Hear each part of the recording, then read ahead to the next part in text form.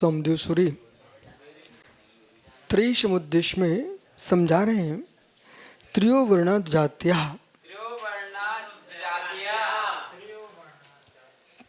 तीन वर्ण के लोग दो जाति हैं, ब्राह्मण, क्षत्रिय, वैश्य। एक बार ये माता पिता जन्म लेते हैं और दूसरे फिर ये गर्भाधान आदि जो संस्कार विधि है उस विधि को प्राप्त करके हैं और गुरु से शिक्षा दीक्षा प्राप्त करके ये द्विज कहलाते हैं, ये द्विजाति कहलाते हैं।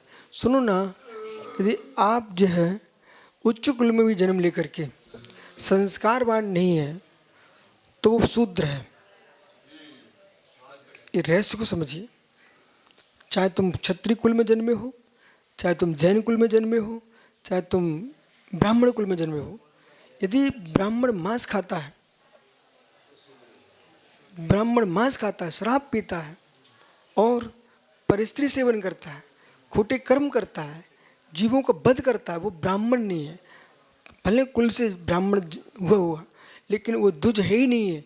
द्विज वही होता है जो संस्कारवान होता है, अहिंसक होता है, शब्द विष्णु का त्यागी होता है और ब्रह्म पर विश्वास रखता है। ब्रह्म यानी आत्मा, आत्मा पर विश्वास रखता है, किसी देवी देवताओं के नाम पर हत्या नहीं करता किसी जीव की, वही ब्राह्मण है, ब्राह्मण है। और क्षत्रिय को द्विज क्यों कहा है? क्षत्रिय ने क्षत्रिय कुल में जन्म लिया है, फिर राज संस्कार प्राप्त करके देश की रक्षा की प्रतिज्ञा की है और साथ में संस्कार प्राप्त किए, गर्भाधान आदि क्रियाओं को प्राप्त किया है और प्राणी मात्र की रक्षा का भाव जिसके भीतर है, मद्य मांस मधु सेहत का त्यागी है, वही सच्चा क्षत्रिय है। प्राणी मात्र की रक्षा का, इसलिए वो द्विज है। वैश्य कुल में जन्म लिया है, अपने व्यापार के माध्यम से स्वके परिवार का पालन करता है और समाज के लिए, राष्ट्र के लिए जो है सुख सुविधाएं देता है। व्यापारी ना हो तो हर व्यक्ति दुकान खोल के बैठ जाएगा तो शेष काम कब करेगा? तो व्यापारी जो है पूरे देश को चलाता है, राष्ट्र को चलाता है, राजतंत्र को भी चलाता है। राजतंत्र को टैक्स कौन देता है? कर कौन देता है? व्यापारी देता है। और संपूर्ण जनता के घर घर में जो सामग्री कौन भेजता है? व्यापारी। ठीक है।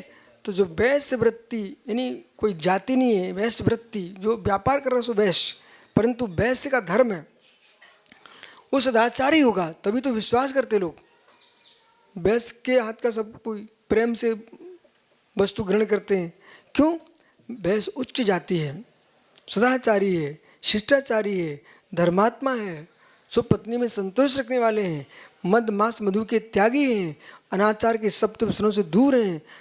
ऐसे वैश्य द्विज कहलाते हैं, वे भी द्विज हैं। इसलिए तीन वर्ण के लोग द्विजाति कहलाते हैं।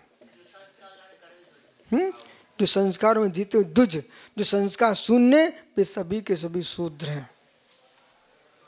किसी कुल में जन्मे हो तुम, इसलिए समझना चाहिए ये कर्म मिलेच्छ है।